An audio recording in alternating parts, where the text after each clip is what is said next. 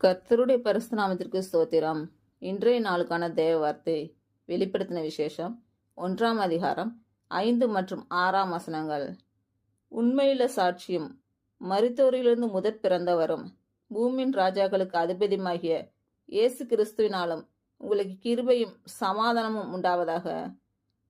நம்மிடத்தில் அன்பு கூர்ந்து தமது இரத்தத்தினாலே நம்முடைய பாவங்களற நம்மை கழுவி தம்முடைய பிதாவாகிய தேவனுக்கு முன்பாக நம்மை ராஜாக்களும் ஆசாரியர்களும் ஆக்கின அவருக்கு மகிமையும் வல்லமையும் என்றென்றைக்கு உண்டாயிருப்பதாக.